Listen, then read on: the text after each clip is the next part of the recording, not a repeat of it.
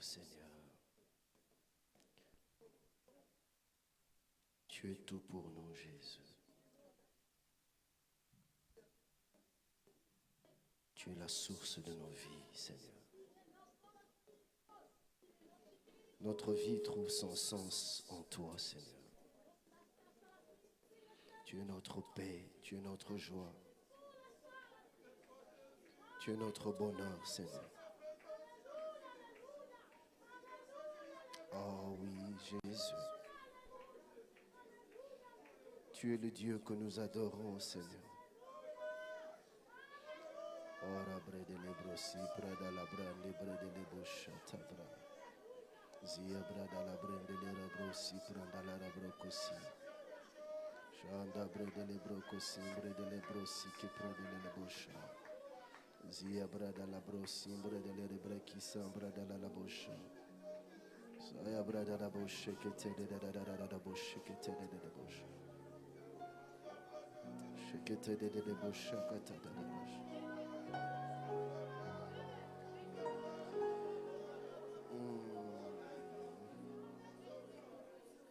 Jesus, you love me so much.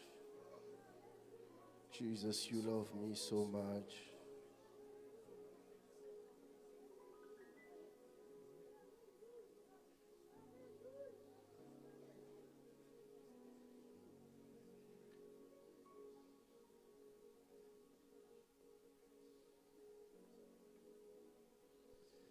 Jesus, you love me so much.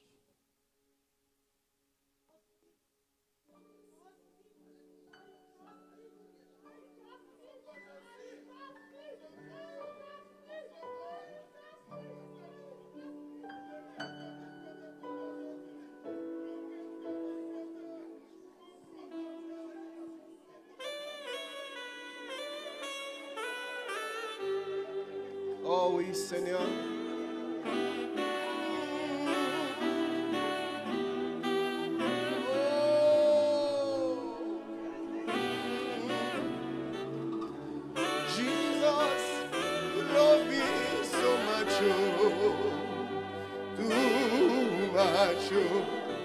Too much, oh, excess love.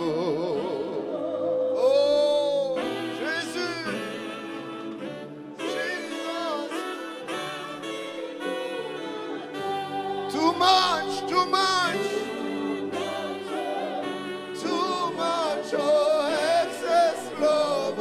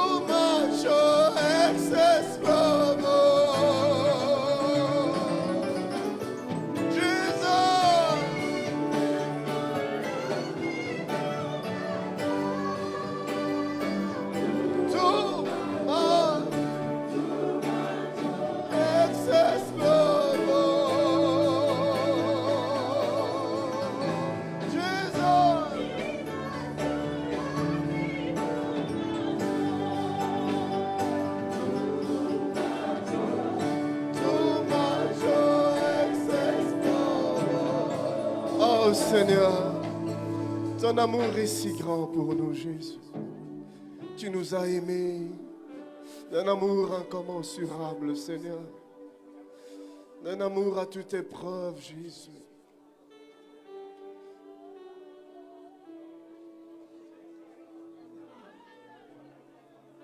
Tu nous as tellement aimés.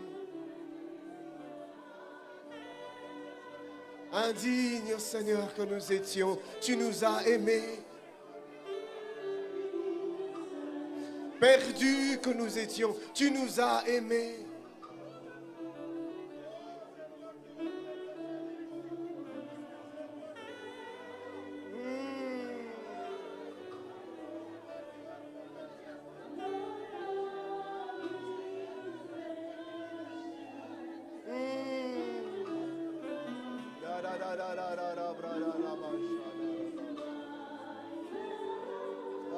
brada la bashambre de lebosarabra.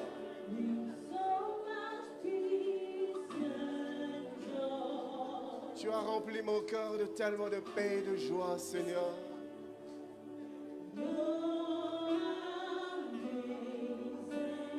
Oh, tu es si merveilleux, Jésus. Tu me renouvelles, Adonai.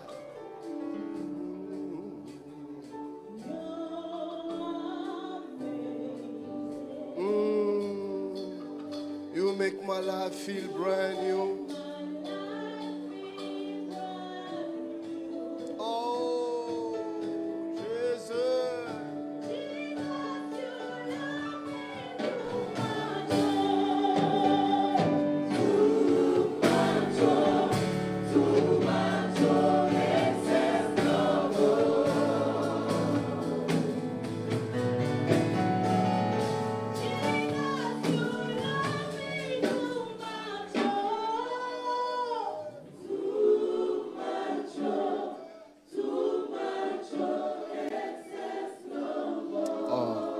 Merci Seigneur. Merci Jésus.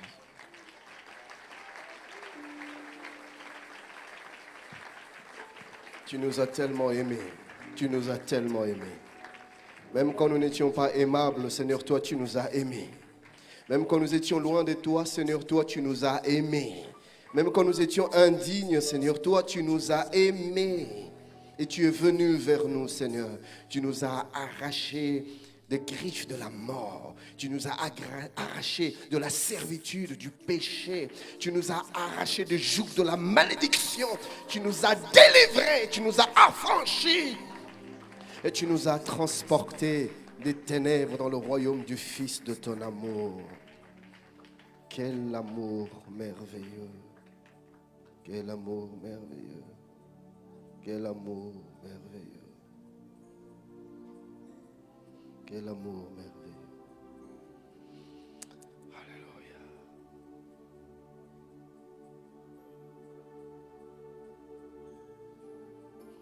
Seigneur, ce matin, nous sommes venus dans ta maison encore. Nous avons soif de toi. Seigneur, parle-nous, instruis-nous, s'il te plaît. Ouvre nos yeux. Affranchis-nous par la vérité de ta parole, pour ta seule gloire et pour notre édification. Au nom de Jésus, que quelqu'un m'aide à dire Amen. Gloire à Dieu. Shalom, shalom, bien-aimés. Nous bénissons le Seigneur pour son amour, pour sa bonté, sa fidélité. Amen. Nous servons un Dieu merveilleux, un Dieu glorieux. Alléluia. Gloire à Dieu. Je ne sais pas si le pasteur Christian a déjà rendu grâce pour le mariage de Lionel. Lionel s'est marié avant-hier, n'est-ce pas?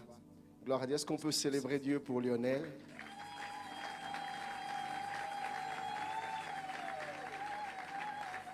Donc le frère Lionel ne regardait pas que le clavier quand il venait dans la maison de Dieu. À part les claviers, il regardait autre chose.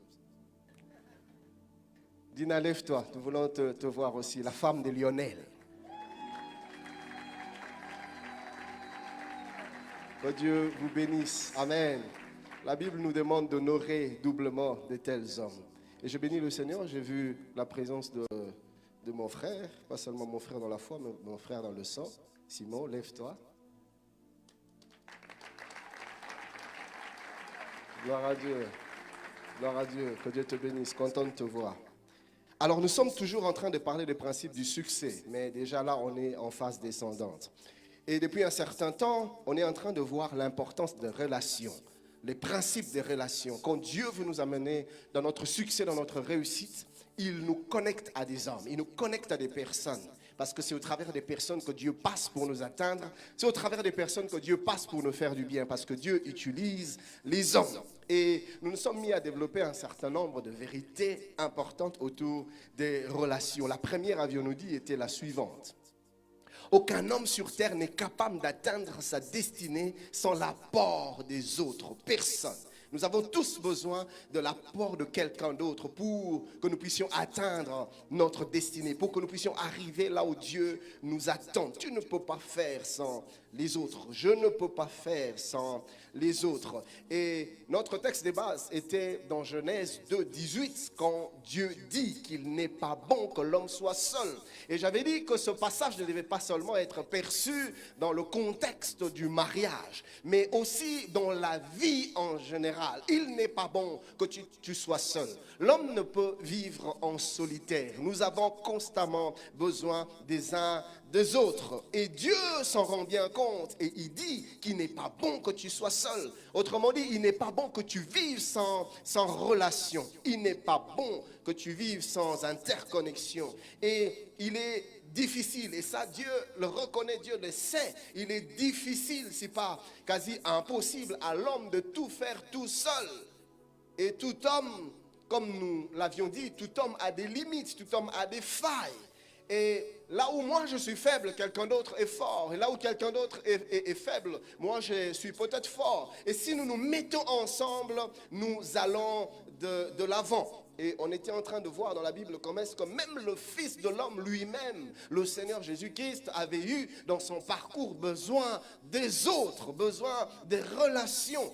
On a parlé de Simon des Sirènes, ce monsieur, alors que Jésus-Christ était épuisé, fatigué, est venu porter sa croix. Et pourtant Jésus est venu sur terre pour mourir à la croix à Golgotha. Mais il est arrivé à un moment où c'était difficile pour lui de porter sa croix. Et pourtant sa mission, et pourtant la raison de son existence ici-bas, il était incapable à un moment donné, affaibli dans sa chair. Et il a eu besoin de Simon des Sirènes pour l'aider à arriver là où Dieu l'attendait. Mon ami, si Christ a permis qu'on l'aide, toi aussi tu ne peux faire sans l'aide des autres. Nous, bien aimés, des fois nous voulons faire le dur, des fois nous voulons faire le costaud, mais tu vas t'épuiser et tu vas t'arrêter en chemin. Dieu sait que tu n'y arriveras pas par toi-même. Voilà pourquoi il m'a mis à tes côtés, voilà pourquoi elle t'a mis à tes côtés, afin que nous puissions être de soutien pour toi, pour t'amener là où Dieu t'attend. Nous avions parlé également de Joseph d'Arimathée. Joseph d'Arimathée a joué un rôle déterminant dans l'œuvre du Christ. Jésus se retrouve à la croix, cloué, il meurt. Plus de vie. Jésus est incapable de faire quoi que ce soit pour se sauver lui-même, pour descendre de la croix, parce qu'il a voulu ainsi. Là, il était pleinement homme et il devait mourir à la croix et il était là, mort sur une croix.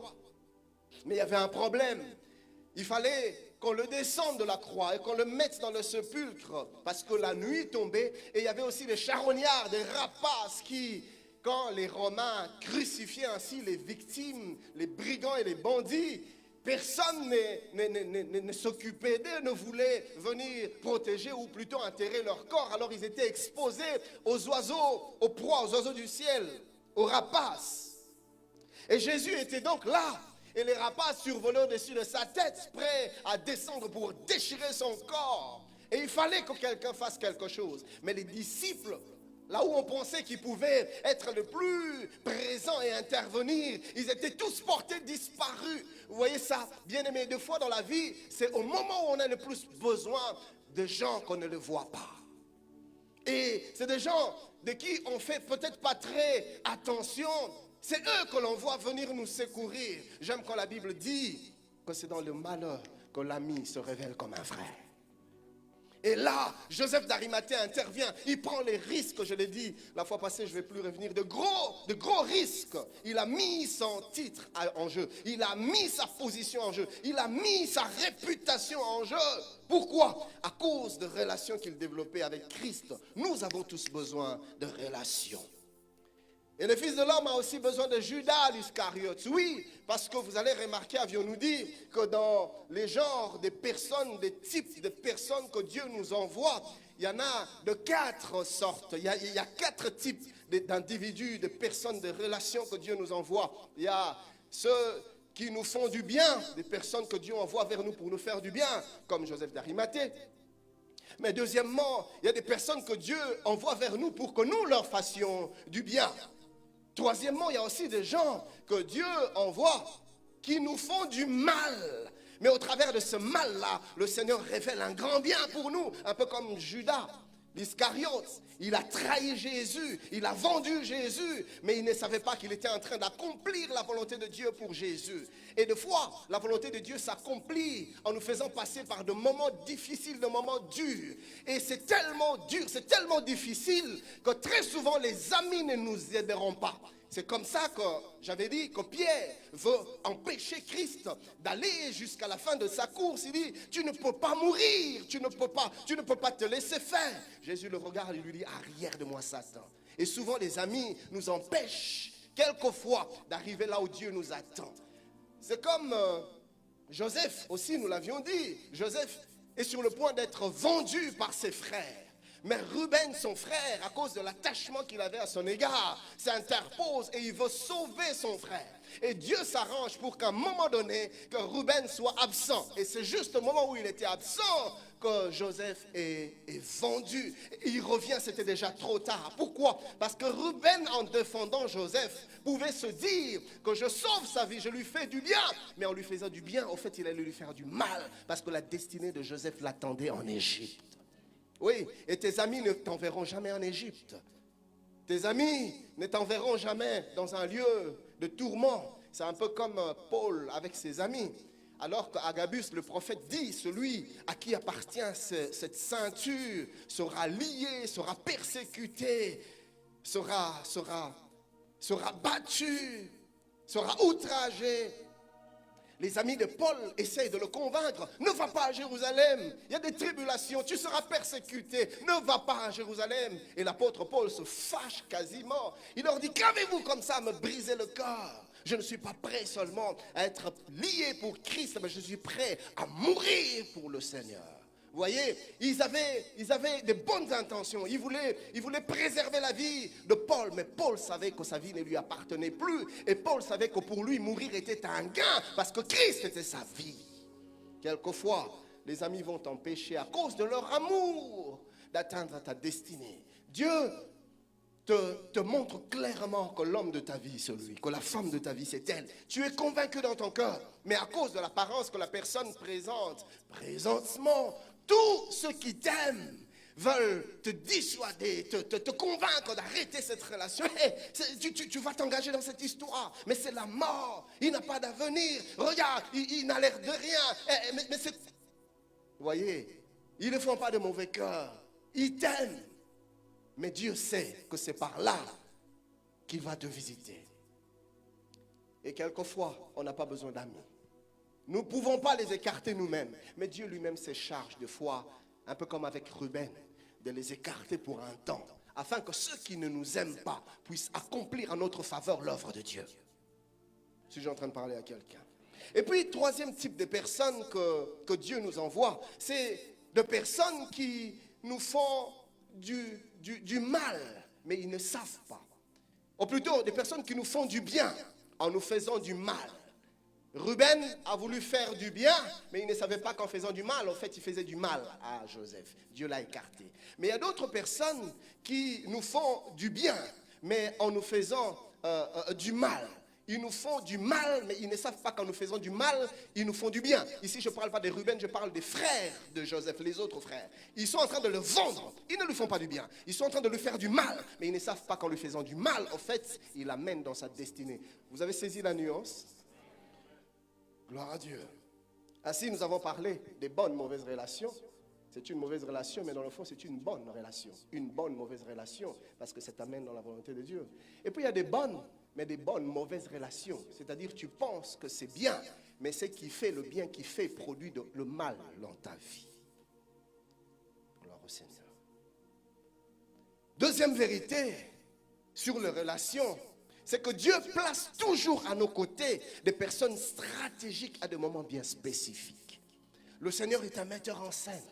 Il connaît tous les topos, il a tous les topos, il connaît les personnes dont tu as besoin à des moments bien spécifiques, à des moments bien déterminants de ta vie. Alors lui-même, il s'arrange pour que vos chemins se croisent quelque part. Le Seigneur lui-même guide tes pas. Le Seigneur lui-même te conduit. Et le Seigneur les conduit aussi pour que quelque part que vous puissiez vous rencontrer. Et des fois, tu ne sais pas que la personne que je rencontre aujourd'hui aura un rôle à jouer dans ma vie demain. mais Dieu lui-même les place à nos côtés. J'aime ce que le prophète Ésaïe dit dans Ésaïe 46, 11. Il dit, c'est moi qui appelle de l'Orient un oiseau de proie, d'une terre lointaine, un homme pour accomplir mes desseins. Je l'ai dit et je le réaliserai, je l'ai conçu et je l'exécuterai. Dieu dit, moi-même, j'amène de loin des hommes. Et des fois, ici on est en train de parler d'un oiseau de proie. En fait, on parle de Cyrus. Mais Cyrus n'était pas un enfant de Dieu au départ, c'était un païen. Mais Dieu dit, je l'amènerai de loin pour accomplir mes desseins. Pourquoi? Parce que le Seigneur avait un plan, un projet pour Israël. Israël se retrouve en captivité en Babylone et il fallait qu'il soit libéré. Daniel prie, Cyrus en ce moment-là règne. Et Dieu touche le cœur de Cyrus. Cyrus promulgue un édit qui libère tous les esclaves, les captifs, et Israël se retrouve libéré. Mais qu'est-ce que le Seigneur a fait? Dieu a préparé un homme. La prophétie d'Ésaïe, c'était un siècle avant que Cyrus naisse. Mais déjà, le Seigneur avait mentionné son nom. Déjà, le prophète Ésaïe avait prophétisé bien des années avant. Vous voyez? Et le Seigneur s'est arrangé. Dieu a fait que le père, déjà le grand-père ou même l'arrière-grand-père de Cyrus, rencontre son arrière-grand-mère. Et il fait que les grands-parents naissent. Dieu s'arrange pour que les grands-parents se rencontrent. Et il fait que les parents naissent. Dieu fait que les parents se rencontrent. Et il fait que Cyrus naisse. La naissance de Cyrus est partie de très loin, mais c'était l'accomplissement d'un gros plan de Dieu, d'un gros projet de Dieu. Et on ne le voit pas, on ne le perçoit pas, on ne peut pas savoir. Tu ne sais pas pourquoi est-ce que ce frère est assis à tes côtés aujourd'hui. Tu ne sais pas savoir, tu ne peux pas t'imaginer pourquoi est-ce qu'il t'a demandé de lui prêter ton stylo. Tu ne peux jamais t'imaginer pourquoi ce jour-là vous vous êtes retrouvés dans cet arrêt ensemble. Pourquoi vous avez pris cet avion ensemble. Pourquoi vous avez sympathisé. Pourquoi tu l'as rendu ce service. Tu ne sais pas, mais une connexion s'est créée. Une relation s'est créée, un contact s'est créé et Dieu seul sait ce qu'il est en train de préparer. 10 ans plus tard, 5 ans plus tard, tu retrouves tes collègues de l'école maternelle, de l'université, tes collègues, ou même tes voisins de quartier, là où tu as grandi. Pourquoi nous avons grandi ensemble? Pourquoi on joue ensemble? C'était bénin. Je suis un jeune enfant, je joue avec mes amis et puis c'est tout. Et puis on se sépare et chacun prend son chemin. Et plusieurs années après, on se recroise quelque part dans un autre contexte. Et la personne fait quelque chose qui te propulse dans ta vie. Les relations. La Bible dit dans Daniel chapitre 1, nous allons lire un long texte. Du 8e au 14e verset, la Bible dit, Daniel résolut de ne pas se souiller avec les mets du roi et par le vin dont le roi buvait. Et il pria le chef des eunuques de ne pas l'obliger à se souiller. Dieu fit trouver à Daniel faveur et grâce devant le chef des eunuques. Le chef des eunuques dit à Daniel, je crains mon Seigneur, le roi qui a fixé ce que vous devez manger et boire. Car pourquoi verrait-il votre visage plus abattu que celui des jeunes gens de votre âge? Vous exposeriez ma tête auprès du roi. Alors Daniel dit à l'intendant à qui le chef des eunuques avait remis la surveillance de Daniel, de Anania, de Michaël et d'Azaria, éprouve tes serviteurs pendant 10 jours et qu'on nous donne des légumes à manger et de l'eau à boire. Tu regarderas ensuite notre visage et celui des jeunes gens qui mangent les mets du roi et tu agiras avec tes serviteurs d'après ce que tu auras vu. Écoutez le verset 14e. Il leur accorda ce qu'ils demandaient et les éprouva pendant 10 jours. Vous voyez ça? Donc, en ce moment-là, Dieu avait placé cet eunuque-là en cet endroit-là. Pourquoi? Parce que Dieu savait que Daniel allait avoir besoin de lui. Est-ce que Daniel lui a demandé dès le premier jour? Est-ce que c'était la première fois qu'ils se rencontrent? Je ne sais pas. Peut-être qu'ils s'étaient déjà croisés dans les couloirs en Babylone. Je ne sais pas. Peut-être que Daniel avait manifesté une certaine gentillesse à son égard. Et le monsieur a senti de la sympathie pour lui. Mon ami, sois bien avec les gens. Même si tu as l'impression que c'est quelqu'un qui ne t'apportera rien, on ne sait jamais, dit-on. Sois bien, sois sympathique avec les gens. Tu n'as pas besoin d'être ami avec tout le monde, mais sois bien, sois bien avec les gens. Parle bien aux gens, réponds bien aux gens. Quand tu peux faire quelque chose, fais-le. On ne sait jamais. Nous s'aimons tous pour l'avenir. Et il demande service. Et le monsieur le lui accorde. Et remarquez que ce monsieur-là n'était pas là par hasard. Dieu l'a placé là parce que le Seigneur voulait faire quelque chose dans la vie de Daniel. Et il l'a placé là. Ça aurait pu être quelqu'un de méchant, de renfermé. Mais le Seigneur s'est arrangé pour que ça soit quelqu'un qui sera favorable à la demande de Daniel. Et ce monsieur ne s'est pas retrouvé là par hasard. J'imagine peut-être que il faisait des rotations. Aujourd'hui, c'est toi qui serviras à tel endroit. Aujourd'hui, tu seras dans telle ville. Aujourd'hui, tu seras dans tel palais. Mais ce jour-là, Dieu a permis que ce soit cet unique-là. Parce que le Seigneur voulait passer par lui. Et Dieu l'a placé là à dessein. Et sur notre parcours, il y a des gens que Dieu place à dessein. Nous pensons que nous les rencontrons par hasard. Nous pensons qu'ils sont là par hasard. Oh, c'est juste un monsieur que j'ai rencontré comme ça. Non, tu ne l'as pas rencontré juste comme ça. Dieu l'a placé là pour un but. Vous n'avez aucune idée. Quand la Bible dit que Dieu fait toutes choses pour un but, vous n'avez aucune idée des fois des choses les plus bénies. Mais c'est pour un but. Dieu sait. Si je suis en train de parler à quelqu'un. Et dans Genèse 2, 18, la Bible dit, je lui ferai, c'est Dieu qui dit, moi je ferai, je lui ferai une aide semblable, moi je pourvoirai, moi je placerai dans son parcours quelqu'un, une personne qui sera pour lui une bénédiction. C'est Dieu qui place pour nous ce que j'appelle des personnes providentielles. Oui. C'est quoi une personne providentielle? C'est une personne que Dieu place sur ton chemin aujourd'hui comme un canal par qui il passera demain pour accomplir ses pensées dans ta vie. Il les place aujourd'hui, mais ce n'est pas aujourd'hui qu'il les utilisera. Ce n'est pas aujourd'hui qu'il passera par eux, mais Dieu les place déjà aujourd'hui pour ce qu'il va faire demain. Dieu va les utiliser demain en ta faveur, mais il les place déjà aujourd'hui. Et vous savez ce qui se passe? Deux choses.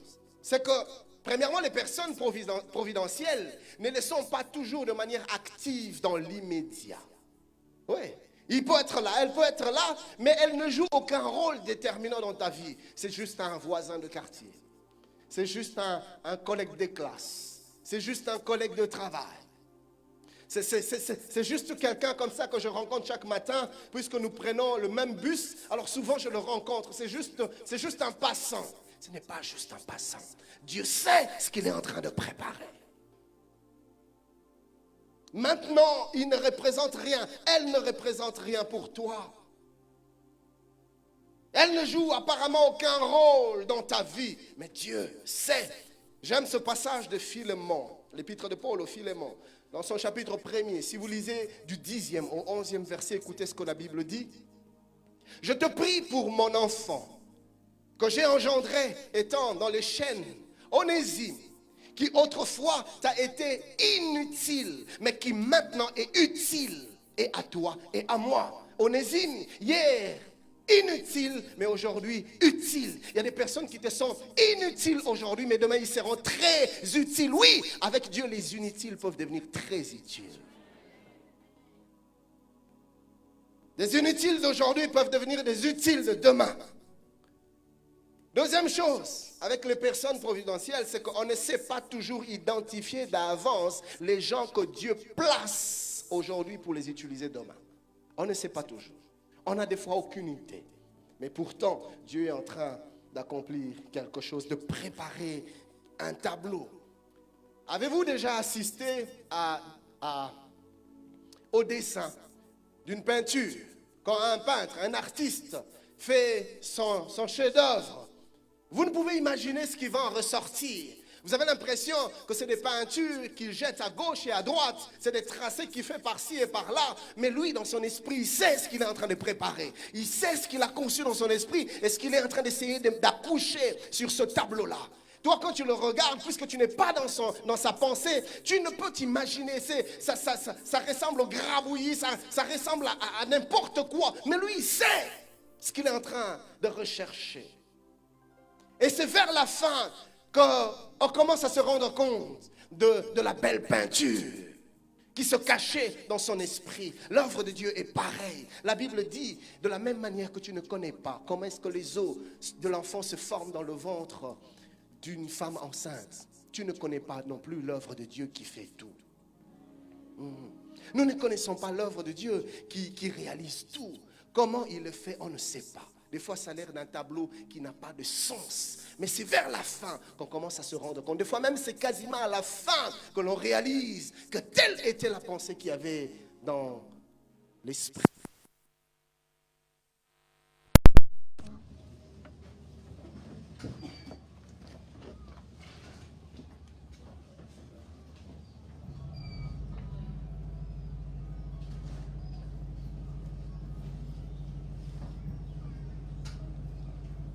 Ainsi, tu as intérêt à être sage avec tes semblables, car tu ne connais pas le véritable rôle pour lequel Dieu a fait croiser vos chemins. Si je suis en train de parler à quelqu'un, sois sage. La Bible dit dans Proverbe 27:1, tu ne sais pas ce qu'un jour peut enfanter. Oui, sois bien avec ton collègue de travail. Sois bien avec ton collègue à l'université, sois bien avec tes voisins du quartier, sois bien avec les gens que tu crois, sois bien aux gens avec qui tu voyages, sois bien, sois bien. La Bible dit dans Romains 12:18, s'il est possible, autant que cela dépend de vous, soyez en paix avec tout le monde. Soyons en paix, vivons en paix, développons plutôt des bonnes relations. Comme je l'ai dit il y a quelques dimanches en arrière, ne soyons pas des opportunistes, des gens qui s'approchent pour des intérêts. Soyons tout simplement bien, soyons tout simplement bons, soyons tout simplement chrétiens, soyons sympathiques avec les gens. Des fois, c'est malheureux, c'est triste de constater que des personnes les plus bizarres, c'est des chrétiens. Des insolents, c'est des chrétiens. Des rabat-joie, c'est des chrétiens. Des discourtois, c'est des chrétiens, malheureusement. Troisième vérité.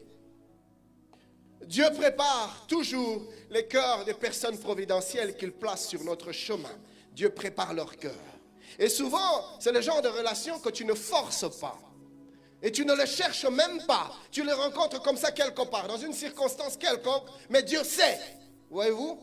Et tu te rends compte que Dieu dispose toujours favorablement leur cœur à ton égard.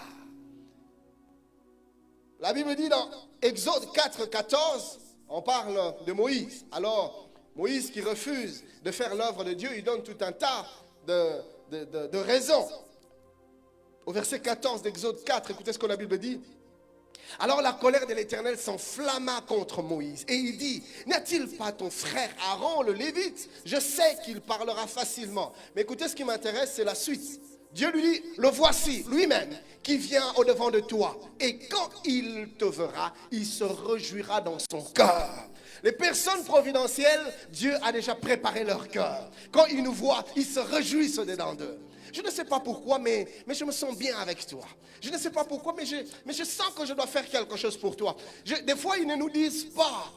On trouve une porte grandement ouverte. Qui a ouvert cette porte? On ne sait pas. Mais c'est quelqu'un qui est passé avant toi, qui savait que tu allais passer par là après toi, à cause de la sympathie, à cause de cette bonne disposition que Dieu a préalablement placée dans son cœur en ta faveur. Il te facilite certaines choses. Dieu prépare les cœurs des personnes providentielles. Vous allez voir dans la Bible, dans Exode 11:3, comment est-ce que l'Éternel a fait trouver grâce au peuple aux yeux des Égyptiens. Moïse lui-même, la Bible dit, était très considéré dans le pays d'Égypte aux yeux des serviteurs de Pharaon et aux yeux du peuple. Et le jour où le peuple s'en sortit, les Égyptiens ont ouvert leur cœur. Ils leur ont donné des présents, des richesses, de l'or, de l'argent, des tissus précieux. Israël est sorti de l'Égypte avec beaucoup de biens qu'ils ont reçus de la part des Égyptiens. Pourquoi? Parce qu'en ce moment-là, Dieu avait placé de bonnes dispositions dans les cœurs de ceux qui étaient autrefois leurs bourreaux. Dieu sait rendre les cœurs des hommes favorables à notre égard. Voilà pourquoi nous devons garder nos regards tournés vers Dieu au lieu de les tourner vers les hommes. Si nous restons tournés vers Dieu, le Seigneur lui-même se chargera de tourner les regards des hommes favorablement vers nous. Alléluia. Je prie que le Seigneur te fasse trouver grâce aux yeux des gens que tu rencontres. Que leur cœur te soit favorablement disposé. Qu'ils t'apportent ce dont tu as besoin. Que tu ne demandes pas, mais que le Seigneur puisse toucher leur cœur. Mais des fois, nous ne rendons pas la tâche facile à Dieu. Qu'est-ce que je veux dire par là? Il y a des gens que Dieu a préparés sur ton chemin pour toucher leur cœur, afin qu'ils interviennent pour toi, qu'ils mentionnent ton nom, qu'ils te défendent quelque part, dans une réunion, dans un bureau.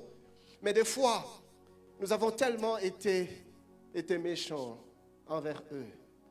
Des fois, tu as tellement été gauche avec lui, avec elle, que ce jour-là, il sent dans son cœur qu'il doit faire quelque chose, mais il se souvient de ce que tu as fait.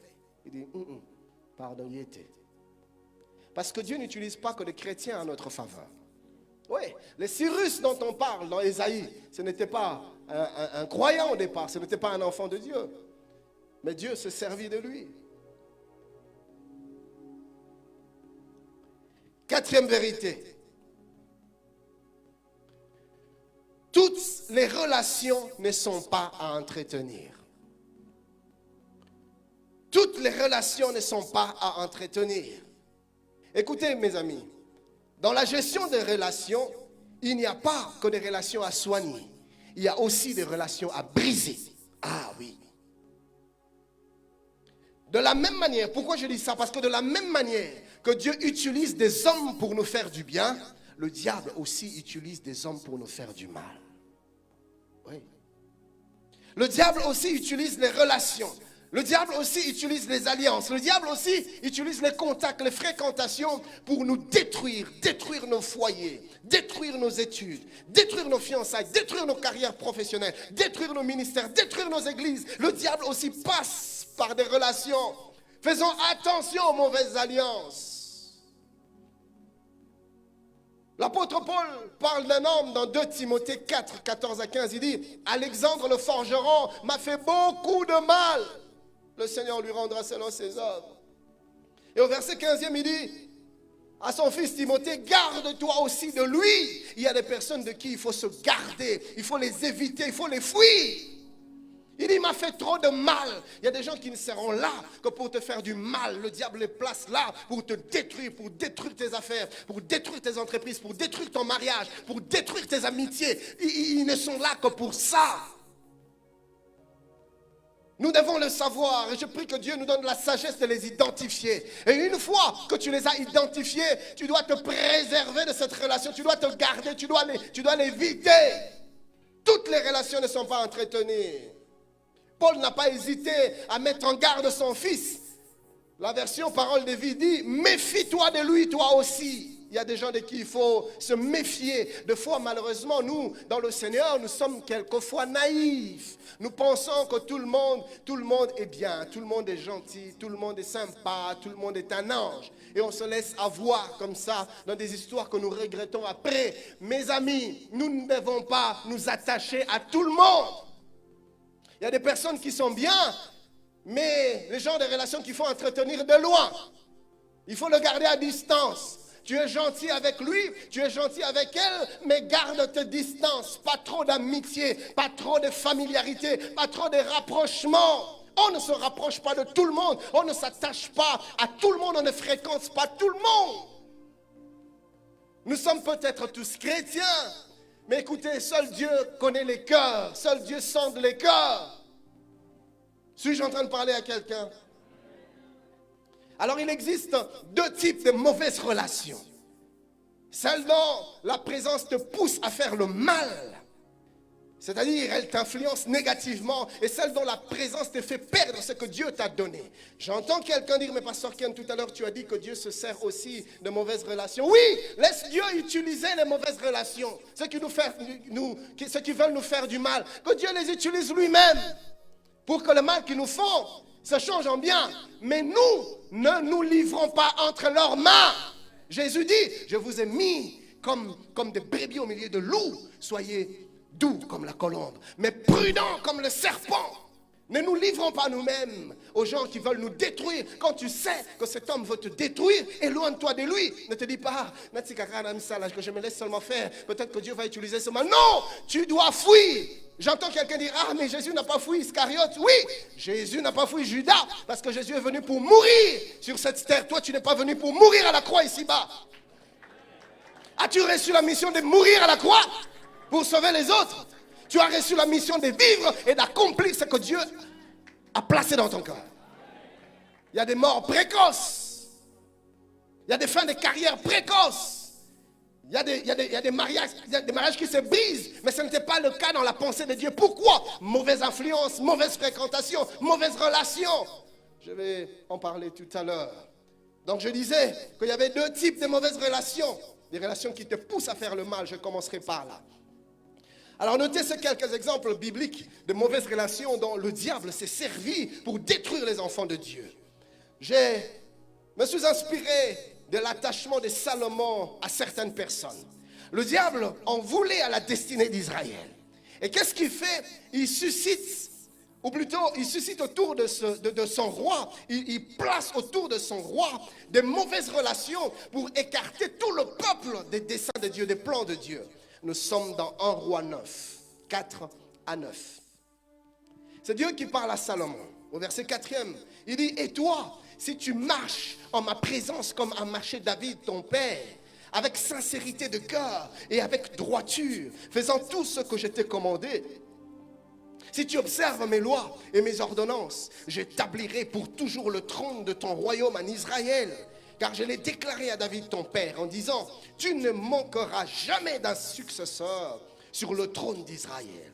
Mais si vous vous détournez de moi, vous et vos fils, si vous n'observez pas mes commandements, mes lois que je vous ai prescrites, et si vous allez servir d'autres dieux et vous prosterner devant eux, j'exterminerai Israël du pays que je lui ai donné. Je rejetterai loin de moi la maison que j'ai consacrée en mon nom. Et Israël sera un sujet de sarcasme et de raillerie parmi tous les peuples. Et si haut placé qu'était cette maison, quiconque passera près d'elle sera dans l'étonnement et sifflera. On dira, pourquoi l'Éternel a-t-il ainsi traité ce pays et cette maison? Et l'on répondra, parce qu'ils ont abandonné l'Éternel, leur Dieu, qui a fait sortir leur père du pays d'Égypte, parce qu'ils se sont attachés à d'autres dieux, se sont prosternés devant eux et les ont servis. Voilà pourquoi l'Éternel a fait venir sur eux tous ces maux. Israël était prospère, déjà avec David. Dieu plutôt, avec David, a amené Israël à un niveau de prospérité très, très élevé. Et Salomon, son fils, a pris le pouvoir. Dieu lui donne la sagesse. Salomon fait des choses inimaginables qui impressionnent les gens. Et la Bible nous parle de cette visite de la reine de Séba. Dans 1 Roi 10, 4 à 9, la reine de Séba vit toute la sagesse de Salomon et la maison qu'il avait bâtie, et les mets de sa table, et la demeure de ses serviteurs, et les fonctions et les vêtements de ceux qui les servaient. J'ai aimé, j'aime bien. La reine de Saba, la Bible ne dit pas que la reine de Saba a vu plutôt la maison ou le palais de Salomon. On parle de la demeure des serviteurs de Salomon. Salomon traitait bien ses serviteurs. Mets tes serviteurs dans les meilleures conditions possibles. C'est ça aussi les relations.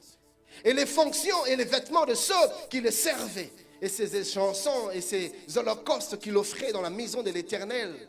Hors d'elle-même, elle dit au roi, c'était donc vrai ce que j'ai appris dans mon pays au sujet de ta position et de ta sagesse. Je ne le croyais pas avant d'être venu et d'avoir vu de mes yeux.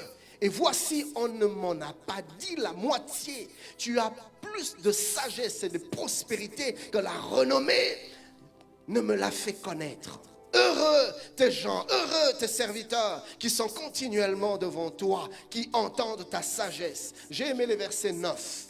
Béni soit l'Éternel ton Dieu, qui t'a accordé la faveur de te placer sur le trône d'Israël. Écoutez ce qui suit. C'est parce que l'Éternel aime à toujours Israël qu'il t'a établi roi pour que tu fasses droit et justice. Dieu, quand Dieu aime un peuple, il lui donne un bon roi. Il lui donne un roi sage. Si dans un royaume, le roi est insensé, on se pose des questions sur le peuple. Dieu veut bénir Israël, il lui donne un roi sage. Et le diable veut détruire Israël. Le diable veut mettre fin à cette gloire dans la vie de son peuple. Le diable ne va pas directement vers le peuple. Le diable vise le roi, il vise la tête. Vous voyez ça?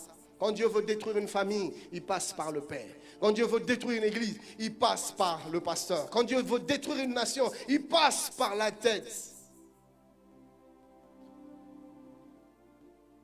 Et lisez ce qui se passe dans 1 Roi 11, 1 à 11. Le diable visant Salomon cherche une stratégie pour l'atteindre et par lui déstabiliser Israël et par lui désorienter, écarter Israël des desseins et des projets de Dieu. Rappelez-vous de la promesse que Dieu fait à Salomon. Si vous restez attaché à moi, je vais vous stabiliser plutôt. Alors maintenant que le diable veut les déstabiliser, le diable veut les écarter des desseins de Dieu, il trouve une stratégie pour toucher Salomon. Et quelle stratégie le diable trouve? Les mauvaises relations. Nous sommes dans 1 Roi 11, 1 à 11. Le roi Salomon aima beaucoup de femmes étrangères. Il aima beaucoup de femmes étrangères. Outre la femme des pharaons, des Moabites, des Ammonites, des Édomites, des Sidoniennes, des Essiennes, appartenant aux nations dont l'Éternel avait dit aux enfants d'Israël, vous n'irez point chez elles et qu'elles ne viendront point chez vous. Écoutez, elles tourneraient certainement, c'est une certitude, elles tourneraient certainement vos cœurs du côté de leur Dieu. Ce fut à ces nations que s'attacha Salomon, entraîné par l'amour, les relations, les mauvaises relations. Et à l'époque de la vieillesse de Salomon, ces femmes inclinèrent son cœur vers d'autres dieux. Et son cœur ne fut point tout entier à l'Éternel, son Dieu, comme l'avait été le cœur de David, son père. Salomon alla après Astarté, divinité des Sidoniens, et après Milcom, l'abomination des Ammonites. Et Salomon fit ce qui est mal aux yeux de l'Éternel, et il ne suivit point pleinement l'Éternel comme David, son père. Alors, Salomon bâtit sur la montagne qui est en face de Jérusalem un haut lieu pour Kémosh, l'abomination de Moab, et pour Moloch, l'abomination des fils d'Ammon. Et il fit ainsi pour toutes ces femmes étrangères qui offraient des parfums et des sacrifices à leurs dieux. Vous voyez ça? Salomon construit des temples pour ces dieux étrangers. Salomon prend de l'argent du temple de Dieu. Salomon prend de l'argent que Dieu lui donne. Il les met à profit pour bâtir des temples pour les idoles. Salomon se prosterne devant les statues. Lui qui a reçu de glorieuses promesses de la part de Dieu. Lui qui a reçu une grande sagesse comme jamais personne ne l'avait reçue avant lui. Lui qui avait reçu des richesses qu'on ne pouvait compter. Salomon, qu'est-ce qui se passe? Salomon, comment est-ce que tu peux oublier ton Dieu qui t'a fait autant grâce? Salomon, qu'est-ce qui se passe? Le diable a su comment la voir. Les mauvaises relations. Les mauvaises relations. Au verset 9e, l'Éternel fut irrité contre Salomon parce qu'il avait détourné son cœur de l'Éternel, le Dieu d'Israël qui lui était apparu 2 fois. Il lui avait à cet égard défendu d'aller après d'autres dieux. Mais Salomon n'observa point les ordres de l'Éternel. Et l'Éternel dit à Salomon, puisque tu as agi de la sorte et que tu n'as point observé mon alliance et mes lois que je t'avais prescrites, je déchirerai le royaume de dessus toi et je le donnerai à ton serviteur. Vous voyez, les mauvaises relations. Un autre exemple que j'ai trouvé dans la Bible, un exemple que nous connaissons, c'est Samson. Le diable utilise la même stratégie pour mettre fin à la mission que Dieu accorde à Samson. Il suscite une mauvaise relation. Nous sommes dans Juge 16. À la maison, vous aurez le temps de lire tout le texte du 4e au 19e verset, mais nous allons lire que quelques-uns. Au verset 4e, la Bible dit, de Juge 16, après cela, il aima, un peu comme Salomon, il aima. Quand on aime, on établit une relation. Quand on aime, on se laisse aller, on se connecte. Oh mais pasteur, je l'aime bien. Ce n'est pas suffisant. Pense à ta destinée, pense à ta vie. Non mais pasteur, il est bien gentil. Non mais pasteur, elle est sympa. Ce n'est pas suffisant. Il y a des enjeux qui sont beaucoup plus grands que ta petite personne. Pense à tous ceux qui sont après toi, Salomon. Pense à Israël, pense à tout le peuple. Ce n'est pas toi que le diable vise. Mais le diable vise ce qu'il a placé en toi. Bien plus, le diable vise plutôt tous ceux qui sont sous toi. Le diable vise ta maison, il vise tes enfants, il vise ton épouse. Voilà pourquoi il veut passer par toi, il veut te détruire. Parce que dans le fond, ce n'est pas tellement toi qui veux. Ou plutôt, ce n'est pas seulement toi qu'il veut. Mais c'est tes enfants, c'est l'avenir de ces enfants. Et tu vois cette petite secrétaire au bureau qui commence à être très légère à ton égard. Elle te fait des avances, elle te fait des beaux yeux. Elle se rapproche un peu trop près de toi. Et quand elle te regarde, tu as l'impression qu'elle dort un peu. Et tu te dis, qu'est-ce qui se passe? Des beautés cachées sont en train de se révéler. Tu as l'impression que tu es devenu très beau du coup. Toutes les femmes t'aiment bien. Mon frère, tu es tout aussi vilain que tu l'étais avant. C'est pour rire. Ce qui se passe, ce n'est pas ta beauté. Oui, c'est vrai, tu es beau. Mais ce n'est pas ça. C'est qu'il y a un projet. Et le diable veut te connecter aux mauvaises personnes pour te détruire. Cette petite, tu ne sais pas de quel coin elle sort. Quel genre de relation elle entretient. Mais tu te laisses aller, tu vas avec elle. Et puis après, tu es malade. Et des années après, tu meurs. Tu laisses une veuve et des orphelins à bas âge. Les enfants perdus. Combien de jeunes enfants on retrouve perdus dans la société, dans la nature? Pourquoi? Parce que le père est parti trop tôt. Et quelques années après, puisque la mère aussi a été infectée, elle meurt. Et les enfants sont là, abandonnés à eux-mêmes. Mais c'était un projet que le diable a mis en place des années avant. Et il est passé par des relations, de mauvaises relations. Suis-je en train de parler à quelqu'un ce matin? Le diable il voit la destinée que Dieu a placée en toi. Un peu comme quand Jésus est né, il y avait une étoile. Et les mages se sont mis à suivre cette étoile. Oui, le diable est capable de percevoir aussi les étoiles qui brillent sur nous. Il ne connaît pas exactement les desseins de Dieu sur toi, mais il sent qu'il y a quelque chose de bien particulier dans sa vie. Et il t'envoie des gens. Il t'envoie un homme, un païen, je vais en parler, mais qui se fait passer pour un chrétien. Ma soeur, ne sois pas pressée de dire oui. Analyse, prie, observe, regarde. Et fais attention aux détails. Et sa vraie nature sera révélée. Il fait semblant d'être enfant de Dieu. Il connaît un peu nos jargons de chrétiens. Les alléluia, les shalom, c'est la grâce de Dieu. Alléluia. Il connaît tout ça. Ils apprennent vite, ces gars-là.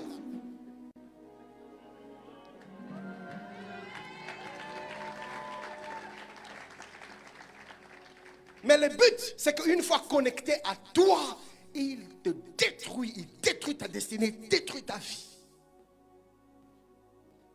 Après cela, il aima une femme dans la vallée de Sorek. Elle se nommait Delilah.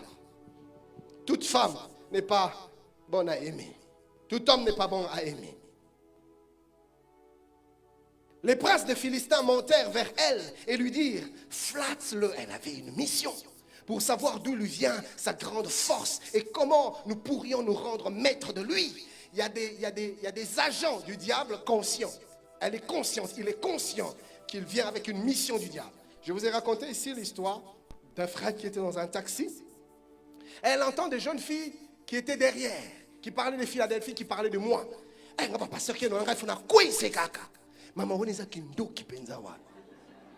Oui, il y a des gens qui sont comme ça. Le pasteur Ken, il faut que je lui fasse tomber. Et combien de fois je suis ici en train de recevoir les gens. Heureusement qu'il y a des gens bien à l'église. Et il y a un groupe de jeunes filles qui étaient dans un coin de l'église, en train de faire la queue aussi, voulant venir en entretien. Pasteur Ken, prie pour moi. Pasteur, méfiez-vous de ces gens qui... Bon, méfiez, c'est trop fort. Faites attention, voilà. À tous ces gens qui viennent. Pasteur, prie pour moi. Pasteur, prie pour moi. Il y a aussi des agents. Et de là où elles étaient en train de se dire entre elles. Distraire Pasteur Ken. Bonsoir, histoire vraie, authentique. Dans cette église, je ne parle pas d'une autre église. Ici, au centre missionnaire Philadelphie. Et la personne qui était juste à côté a entendu. Elle a couru. Pasteur, regarde ce que je viens d'entendre. Parce que des fois, le Saint-Esprit nous révèle. Mais des fois, l'Esprit ne nous dit rien. Il te laisse seulement agir dans ta maturité. Et des fois aussi, Dieu envoie des gens pour venir t'avertir. Donc je disais, il y a des gens qui sont des missionnaires du diable, des agents. Il y en a qui sont conscients de leur mission, mais il y en a qui ne sont pas conscients. Ils sont des agents inconscients. Il vient avec une mission, seul le diable sait qu'il a placé une mission en lui ou en elle. Mais lui-même ne sait pas. Donc il vient de bon cœur. Mais nous devons être sages. Si je suis en train de parler à quelqu'un. Les relations. Alors les princes des Philistins montèrent vers elle et lui dirent, flatte-le. Au verset, la Bible dit, nous le lierons pour le dompter. Et nous te donnerons chacun 1100 cycles d'argent. Délila, voyant qu'il lui avait ouvert tout son cœur, verset 18, envoya appeler les princes des Philistins et leur fit dire, montez cette fois car il m'a ouvert tout son cœur. Et les princes des Philistins montèrent vers elle et apportèrent l'argent dans leurs mains. Elle l'endormit sur ses genoux et ayant appelé un homme, elle rasa les 7 tresses de la tête de Samson et commença ainsi à le dompter. Il perdit sa force. Sache que les mauvaises relations vont te faire perdre ta force. Les grands Samson s'est retrouvé par terre à cause de mauvaises relations. Des fois, le diable ne demande pas trop. Il demande juste une seule mauvaise relation. Juste une seule mauvaise relation. Pour lui, c'est suffisant. Toute une armée n'a pas pu mettre Samson par terre. Plusieurs fois, ils ont essayé, ils étaient incapables. Mais une seule personne, une seule mauvaise relation. Mon ami, ne sous-estime pas l'ennemi. Sois sage. Un mauvais contact avec un professeur à l'université. Et plusieurs se sont retrouvés dans l'occultisme. Aujourd'hui, ils ont du mal à s'en défaire. Mes amis, prions pour nos jeunes, prions pour nos enfants à l'école, à l'université. Je me rappelle moi-même, il y a plusieurs années en arrière, je devais être aux humanités, en 4e, si j'ai bonne mémoire. Il y avait un professeur un de mes profs qui un jour est venu me parler. Alors il disait, je peux t'aider à devenir plus intelligent, à utiliser ton intelligence. Je peux t'aider, je peux t'aider à développer cette intelligence qui est en toi. Moi je dis comment? Il y a des méthodes, il y a des stratégies. Il m'a parlé de concentration, de choses comme ça. Et puis, à l'époque, je ne sais pas, peut-être que le Seigneur m'avait déjà prédisposé à aimer les choses spirituelles. J'étais très intéressé. Et je voulais qu'il m'enseigne, je voulais qu'il me montre. Mais heureusement, le Seigneur n'avait jamais permis. Je ne sais pas ce qui s'est passé, mais il ne m'a plus jamais reparlé de ça. Je me rappelle même, si j'ai bonne mémoire, que j'ai essayé de le relancer, mais il ne voulait pas. Dieu m'a préservé. Mais combien, malheureusement, tombent dans ce piège, un mauvais contact avec un prof, à l'université avec un assistant, et c'est fini. C'est toute sa vie qui est perdue comme ça. Que Dieu nous préserve de mauvaises relations. Combien de personnes n'ont-elles pas sombré dans des histoires inimaginables? Il y a des gens qui sont dans l'homosexualité aujourd'hui. Pourquoi? Parce qu'une mauvaise relation, dans le lesbianisme, dans la drogue, dans la pornographie, dans l'adultère, ou encore dans toutes sortes de travers, à cause d'une seule relation, une seule relation. La Bible nous parle de Jézabel et de son influence sur Akab. Nous sommes dans 1 Roi 21-25. Écoutez ce que la Bible dit. Il n'y a eu personne qui se soit vendu comme Akab pour faire ce qui est mal aux yeux de l'Éternel. Écoutez, et Jézabel, sa femme, l'y excitait. Bible a noté, dit, à l'instigation de sa femme Jézabel. Parole de vie dit, en effet, sa femme Jézabel l'a entraîné à faire le mal. Vous voyez ça? La personne qui se place à tes côtés, mais qui te pousse à faire le mal. Le diable a vu le projet de Dieu dans la vie de son peuple. Alors il envoie une personne. Cette personne que le diable envoie, c'est pour te pousser à commettre des erreurs. C'est pour te pousser à prendre de mauvaises décisions. C'est pour te désorienter. Pour te pousser à te détacher de ta femme. Oui, le diable le fait. Si vous lisez Apocalypse 2:14, avant de lire, je vais nous rappeler l'histoire qu'il y a dans Nombre. Si vous lisez Nombre 21, 22, 23, 24, vous allez voir cela. Un roi, le roi Balak. Le roi Balak ne sait pas comment combattre Israël. Alors il va louer les services d'un prophète. C'était un vrai prophète de Dieu, mais un prophète cupide. Et Balak va comment ça? Demander, solliciter ses services. Il dit, je te donnerai des richesses, je te donnerai toutes ces choses. Mais toi, maudis-moi ce peuple. Parce que Balak connaît le principe, la force de la parole d'un homme de Dieu. Il dit, maudis-moi ce peuple. Ainsi, je pourrais le vaincre. Mais à chaque fois que Balaam veut maudire le peuple, l'Esprit de Dieu le saisit. Au lieu de maudire le peuple, il se met à bénir le peuple. Mon ami, personne ne sera capable de te maudire aussi longtemps que Dieu sera avec toi. Balaam essaie de maudire, mais c'est les paroles de bénédiction qui sortent. Et à un moment donné, Balak se fâche. Il dit, mais je ne te demande pas, je te demande de les maudire. Si tu ne veux pas les maudire, au moins ne les bénis pas. Il disait, je ne peux pas maudire celui que Dieu a béni. Alors, Balaam lui propose une stratégie. Il dit, écoute, voilà ce qu'on va faire. Suscite les Moabites, les Madianites, qu'ils puissent les séduire. Que les filles des nations étrangères puissent les séduire. Ainsi, ils vont aller avec ces filles et ces filles vont les entraîner à adorer les idoles. Puisque leur Dieu est un Dieu saint, il se détachera d'eux et nous pourrons les avoir. Et c'est de ça dont nous parle Apocalypse 2,14. Il dit, mais j'ai quelque chose contre toi. C'est que tu as là des gens attachés à la doctrine des Balaam, la doctrine des Balaam, qui enseignait à Balak à mettre une pierre d'achoppement devant les fils d'Israël pour qu'ils mangeassent des viandes sacrifiées aux idoles et qu'ils se livrassent à l'impudicité. La stratégie que Balaam donne à Balaam pour vaincre Israël, c'est des mauvaises relations. Nous sommes dans Nombre 25, 1 à 3. Israël demeurait à Sittim et le peuple commença à se livrer à la débauche avec les filles de Moab. Elles invitèrent le peuple au sacrifice de leur Dieu et le peuple mangea et se prosterna devant leur Dieu. Israël s'attacha à Baal-Péor et la colère de l'Éternel s'enflamma contre Israël. Français courant dit, elles les entraînèrent à offrir des sacrifices à leur Dieu. Les Israélites partagèrent leur repas sacré et adorèrent leur Dieu. Ils s'associèrent en particulier au culte du Dieu Baal, des Péor, ce qui provoqua la colère du Seigneur contre eux. Nombre 31, 16. Voici, ce sont elles qui, sur la parole de Balaam, ont entraîné les enfants d'Israël à l'infidélité envers l'Éternel dans l'affaire de Péor. Et alors éclata la plaie dans l'assemblée de l'Éternel. Français courant dit, vous le savez bien, pourtant, ce sont des femmes madianites qui, sur les conseils de Balaam, ont poussé les Israélites à commettre des fautes graves envers le Seigneur lors de l'affaire de Péor. Et à la suite de cela, un fléau s'est abattu sur le peuple du Seigneur. Et l'apôtre Paul dit dans 1 Corinthiens 15, 33, ne vous y trompez pas. Les mauvaises compagnies corrompent les bonnes mœurs. Attention, une autre version dit, les mauvais amis poussent à faire le mal. Une autre version encore dit, elles ruinent toute morale et dégradent le caractère le plus résolu. Qui sont tes fréquentations?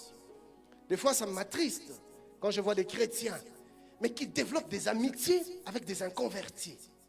Non, lui, vraiment, c'est un ami proche. Mais cet ami proche, c'est un païen.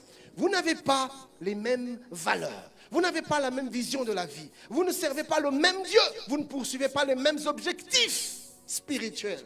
Mais comment pouvez-vous être amis avec lui, avec elle? La Bible ne dit-elle pas qu'il n'y a pas de relation entre la lumière et les ténèbres? Il n'y a pas de rapport entre les fils de lumière et les fils des ténèbres. Comment développes-tu des amitiés avec des inconvertis? Tu passes tout ton temps avec des païens, tu sors avec des païens, tu t'amuses avec des païens, tu fais tout avec des païens. Ce n'est pas étonnant que ta vie soit si instable.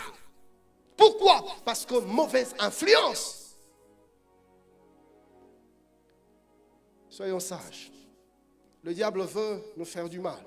Il veut nous pousser à des erreurs. Mais quelle est la stratégie qu'il met en place? C'est des mauvaises relations. Car autant Dieu passe par les hommes pour nous faire du bien, autant le diable passe par les hommes pour nous faire du mal. Soyons sages et que Dieu nous aide.